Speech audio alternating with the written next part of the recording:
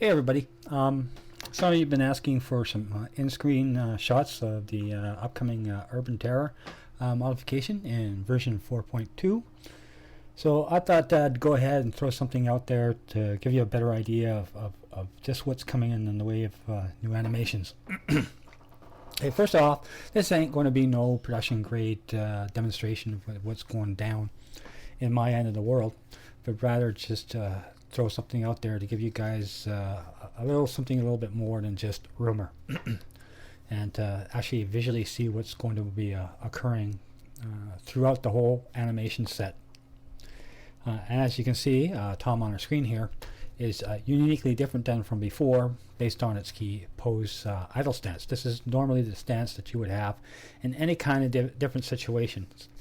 Be it if you're walking, running, crouching, or whatever. And this is going to be the key point from which all other types of animation is going to flow through. And as you can see, the idle stance is a little bit more, shall we say, animated than it was before. This is due to some coding changes that have been made, and that allows various objects, particularly the player model, to animate based on any given part. So the model here is made up of 3 distinct parts: the head, the torso, and the legs. So each of these needs its own little animation sequence. The bug of it all, though, is that because of the need for the character to move throughout the scene, any type of animation that was originally applied to the torso would be reset every time the character moved over an uneven surface. So it really made it look like a real chicken plucker type of animation, and it wasn't really, you couldn't really dial in anything, any smooth type of transitions. So normally all you would get for torso and head is a single frame animation that you would never have to worry about being reset. That's why in the current version, the player model would have the rifle up into its normal firing position, because you really couldn't add any other types of animation to it beyond that, because each time the character would move, it would reset. That doesn't do that anymore, and as you can see, the character now has a much more fitting idle sequence to the chest torso. We're doing a little bit of heavy breathing because we are kind of running around. The head's a little bit more wobbly. There are plans of hopefully being able to get the head a little bit more involved, so we can add some expressions or the look of fear when they get their ass toasted, that kind of thing. Probably the first thing you'll probably notice when you fire up the game is how the character now moves. So if we go into a run position, you can see that the weapon is much more held much more comfortably, and it's there's a lot more energy into the character moving forward. Same thing with moving a little bit backwards. The only real issue is a slight resetting of the torso cycle each time you move forward.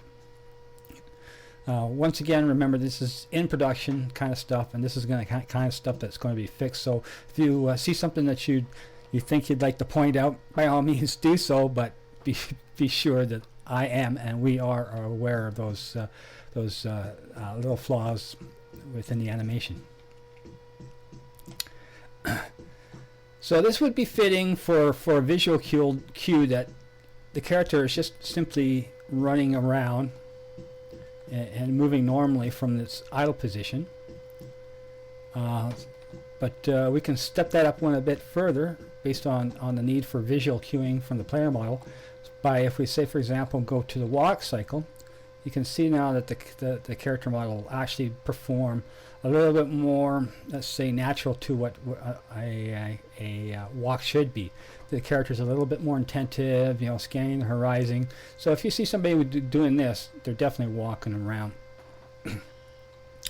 The next step from that would be probably to demonstrate, which unfortunately I cannot do it because it doesn't show up in the third-person view like this, would be the scoping nature of the sniper.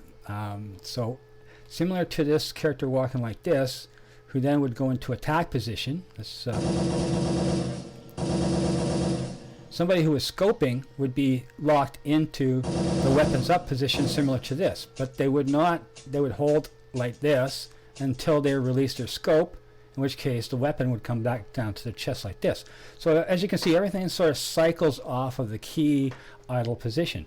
And the same thing can be said too as well as in the crouch position. And as you can see, the character now gets down really close to the ground. Once again, ignore this popping thing here. This is something that obviously that we're going to need to be fixed. That will be polished up once all the other key animations are dialed in too as well. What's uniquely different though about the crouch position is, well, for one thing, if you have to do a reload, guess what? Your head pops up and puts you into a position where you can be sniped off. So certainly do not stick your head up like that. The next key feature I would say of the crouch position is, even if you're in the crouch position, you can press your jump key. Let's make sure that we're not bashing into the wall. It's a little hard to tell where I am at this point. And if you hit the jump key, your character will go up walk position if you have your walk mode turned on. If we turn off our walk mode, we go back into the running again, all the while still in the crouch position, because if we release the space bar, in this case, which is my jump key, the character will pop down into the crouch position again. So you can do things like, for example, in this position here, you can pop up, shoot, and pop right back down again. So you can use cover a little bit more efficiently. Once again, we have some timing issues. We need to have a little bit more faster popping up here, but now you can see you can do a lot more run and gun types of combinations with a lot more fewer need for pressing a lot of different keys, and you can use the terrain a little bit better to your advantage. Now let's see what else is there that we can show off here.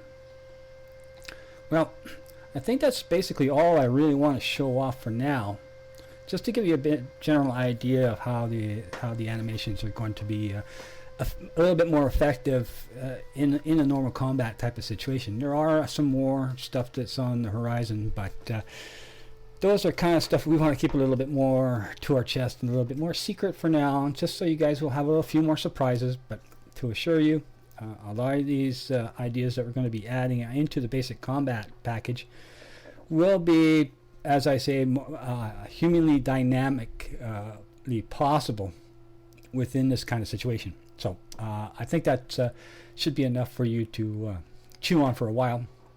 So hope you enjoyed the video, and see you later.